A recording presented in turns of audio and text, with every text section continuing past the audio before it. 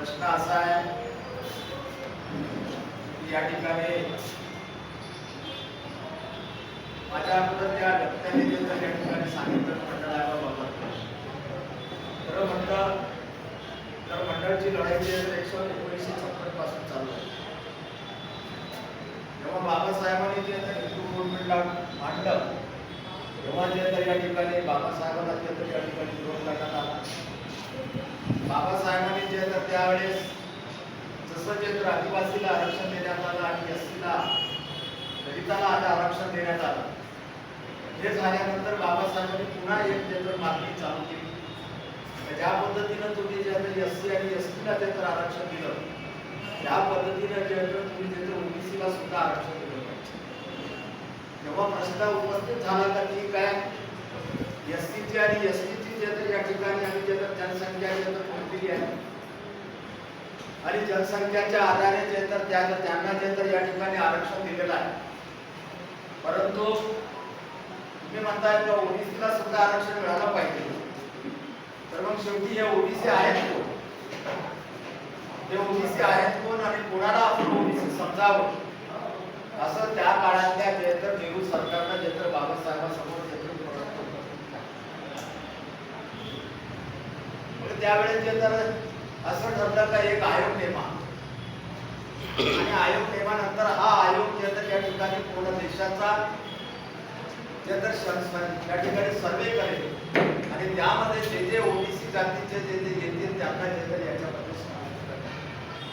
मग त्यांचं राहणीमान काय, ते कुठं राहतात, काय करतात, कसे जे तर कपडे घालतात, कसं बोलतात आणि त्यांच्या जे तर कोणत्या कोणत्या जाती या देशामध्ये जे तर घडलेल्या आहेत त्याचं पूर्ण सर्व झालं पाहिजे.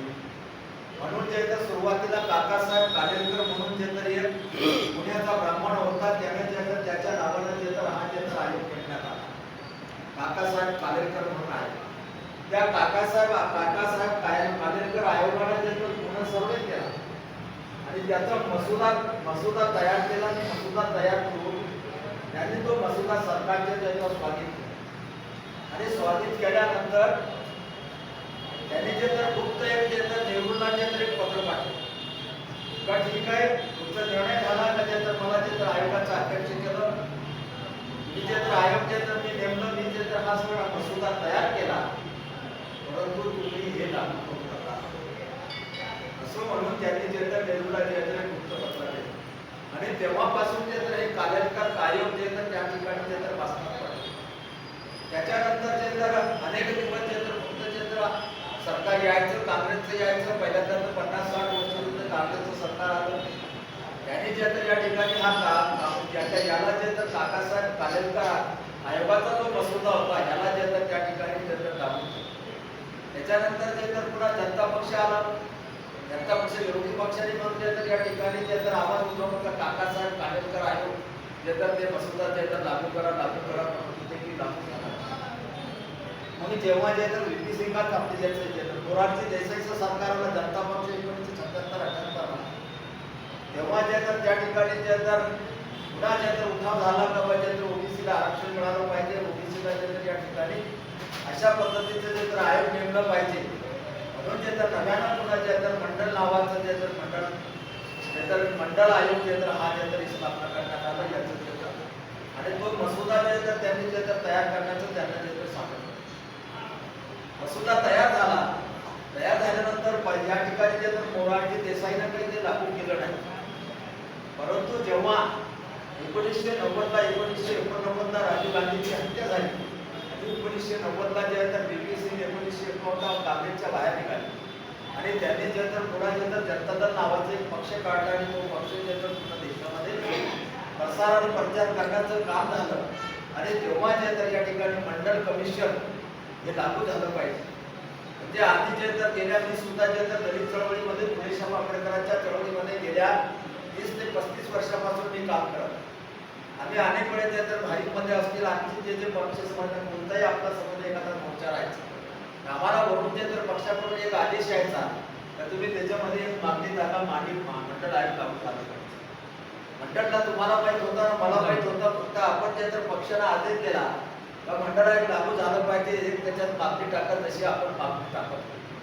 परंतु आपल्याला अजिबात मंडळ काय भानगड आहे हे आपल्याला माहिती. जेव्हा व्ही.पी. सिंगांना मंडल आयोगाची घोषणा केली आणि ते केल्यानंतर जेव्हा व्ही.पी. सिंग पंतप्रधान झाले आणि त्यांनी बाळासाहेबांना राज्यसभेवरती घेतलं आणि राज्यसभेवर घेतल्यानंतर बाळासाहेब व्ही.पी. सिंगांच्या जवळ गेले. त्यांच्या अनेक त्या ठिकाणी चर्चा झाल्यानंतर त्यांनी तसं तुम्ही सांगितलं की मंत्रिपद घ्या, तुम्हाला काय पाहिजे ते घ्या, परंतु ज्या आजोबांना या ठिकाणी ओबीसीसाठी या ठिकाणी महिलांसाठी ओबीसीसाठी राजीनामा दिला मंत्रिपदाचा, ज्याच्याकडे मंत्री कोण होतं त्यांनी राजीनामा देऊन टाकला. तर बाळासाहेबांनी विचार केला की बाबा माझा आजोबा मंत्री पदावर असताना या प्रश्नासाठी या ठिकाणी राजीनामा देऊ शकतो, तर मी या प्रश्नासाठी मंत्रिपद देऊ शकतो. म्हणून जे माझ्या आजोबाचं जे स्वप्न होतं ते पूर्ण करण्यासाठी फक्त तुम्हाला ऐतिहासिक एक काम करायचं असेल, मला ओबीसी समाजाला इथल्या वंचित समाजाला काही द्यायचं असेल, तर जे मंडळ आहे मंडळचा मसुदा या ठिकाणी प्रस्ताव पडलेला आहे त्याला तुम्ही लागू करा.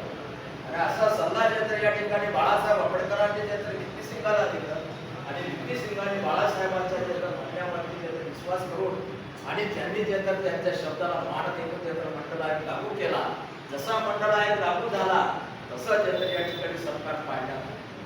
सरकार पाडल्यानंतर व्ही.पी. सिंगांना या ठिकाणी रामराज्य आघाडी निघाली आणि लाल कृष्ण आघाडी पूर्ण देशामध्ये या ठिकाणी त्या मंडळाला विरोध करण्यासाठी कमांडर घेऊन ते पूर्ण भारतामध्ये निघाले आणि तेवढ्या काळामध्ये सरकार पडलं.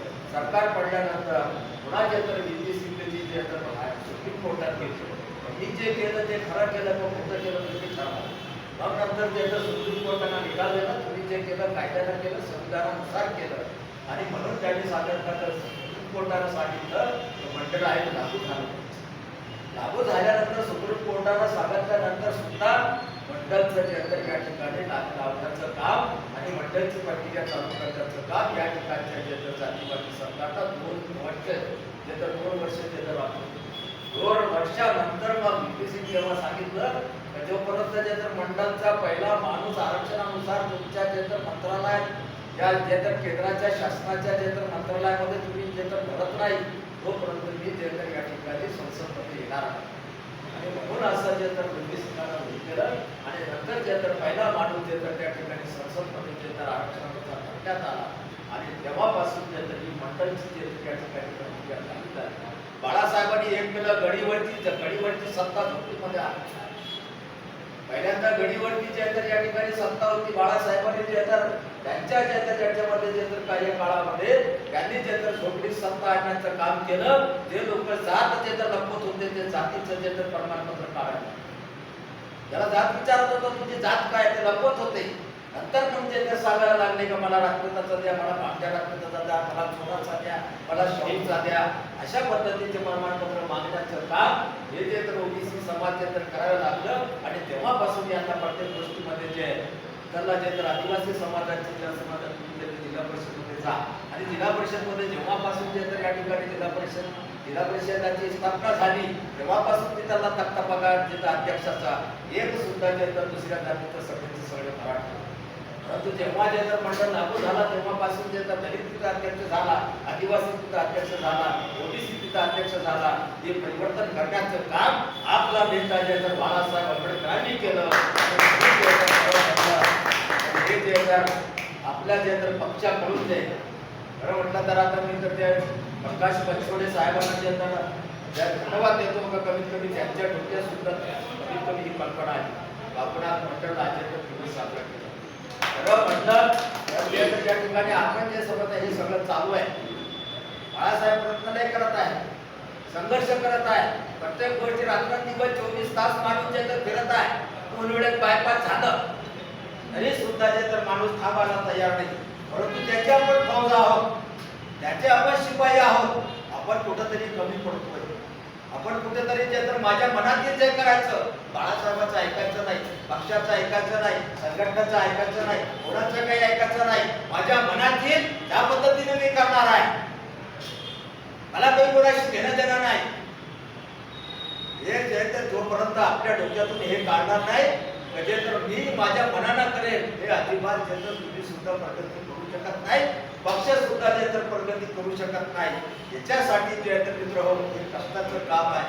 या लोकांनी जे तर या ठिकाणी बाळासाहेबांनी बाबासाहेबांनी जे आपल्याला हे दिवस जे तर दिलेले आहे, फक्त आपण काय करतो, फक्त उठ सूट जे आहे संघावर जे तर टीका, अनुवादावर टीका, अमुकवर टीका, अमुकवर टीका, अनुवाद असं करू राहिलं, भाजप असं करू राहिलं, संघ असं करू राहिलं. अरे बाबा ते करू राहिलं, तुम्ही काय करता? आजार तर आहे, आजार तुम्हाला माहित आहे, रोग झालेला आहे, पण रोगाचं निदान कोणत्या पद्धतीने करायचं आहे हे कोण ठरवणार? याच्यासाठी आपण जे तर या ठिकाणी औरंगाबाद जिल्ह्याची जी वंचित बहुजन आघाडी आहे, ही शहराचे लोक आहेत, जे आता काय समजतात, जे लोक आपले वंचित मध्ये निवडून आले कुणाच्या विश्वासावर जे तर कार्यकर्ते येतील, जोपर्यंत तुम्हाला जिल्हा अध्यक्ष दिसणार नाही, जिल्ह्याचे पदाधिकारी दिसणार नाही, निवडून आलेले लोक दिसणार नाही, कोणी आमदार समाज नगरसेवक दिसणार नाही, तुमची जे तर या ठिकाणी इच्छा कशी काय वाढेल? काय दाखवणार आहे तुम्ही आम्ही काय दाखवणार आहे लोकांना? अशा पद्धतीने जे तर याच्यावरती सुद्धा विचार झाला. आणि माझं एवढंच म्हणणं आहे, बघा हे बाळासाहेबांचे जे तर बाबासाहेबांची चळवळ आहे, याला जर करायचं तर इमानदारी त्याला धोका देऊ नका. तुम्ही धोका देणार, तुम्ही पैसे सुद्धा जर आपल्याकडून होतं तर करा, नाही होतं हे बाबा हे तुमच्याकडे आहे. अशा पद्धतीने जे तर हे केलं पाहिजे. आता मी सुद्धा आहे, माझं वय 67 वर्ष झालं. कालच मी जे तर शुगर चेक केली, 450 वर शुगर करतो, 450. डॉक्टरने सांगितलं दोन कडे सुद्धा तुम्ही साखर घ्यायचे. पण मी काय करा, तुम्ही मला फोन केला का? तुम्ही मला फोन केला आणि तुम्ही मला सांगितलं काय तुमचं कसं आहे, ते ऑफिसर जे तर तुमचं इथे येतं त्याच्यावर वाचलं घेऊन गेलो.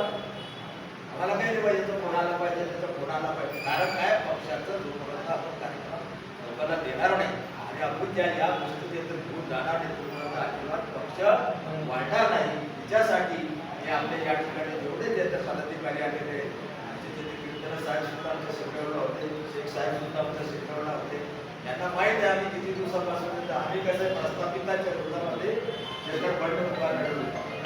सुरुवातीला आम्ही माणिकदादा पालवकर ज्याची 50 वर्षापासून सत्ता होती त्याच्या विरोधामध्ये 1995 ला आम्ही बंड पुकारलं, त्याची सत्ता घालवली.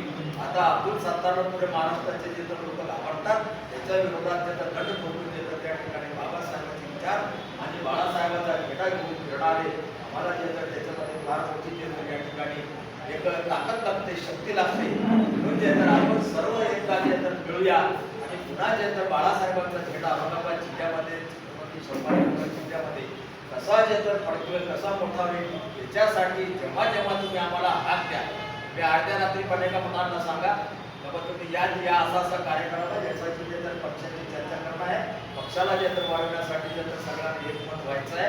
आणि म्हणून जे या ठिकाणी तेव्हाही आम्हाला जे तर तुम्ही हात द्या आणि तुमच्या हाकेला साथ देऊ, एवढंच या ठिकाणी बोलतो. या ठिकाणी सहयोगाने मला बोलवलं, शब्द सांगण्याची संधी दिली, मी त्यांचे या ठिकाणी आभार मानतो आणि माझे या ठिकाणी